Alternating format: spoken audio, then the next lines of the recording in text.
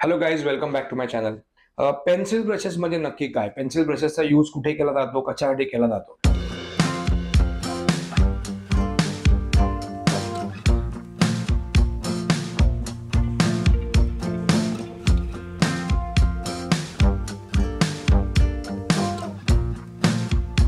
तर मी Amit Vaidya, director of fashion Chaman spa and makeup studio आणि director of fashion international college तुमच्यासाठी वेगवेगळे मेकअप, हेअर आणि ब्युटी बद्दलचे व्हिडिओज घेऊन आलेलो आहे.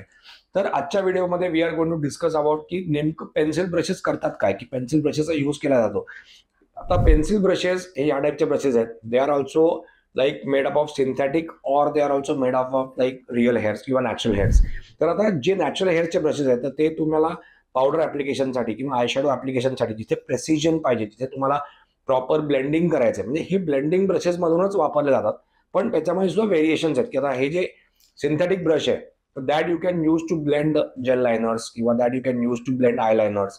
किंवा तुम्ही जर एखादा मूस वापरताय, तुम्ही पोमेड यूज करताय, तर ते पोमेडला ब्लेंड करण्याकरता दिस इज लाईक सिंथेटिक ब्रश आहे, तर त्यासाठी तुम्ही वापरू शकता. आणि ह्याला पेन्सिल ब्रश अशासाठी म्हणतात की पेन्सिल ब्रश म्हणजे तुम्हाला प्रेसिशन मिळतं पेन्सिल मिळतं, त्याच्यामुळे छोटे असल्यामुळे they are called as pencil brush also, but they are basically small size blending brushes.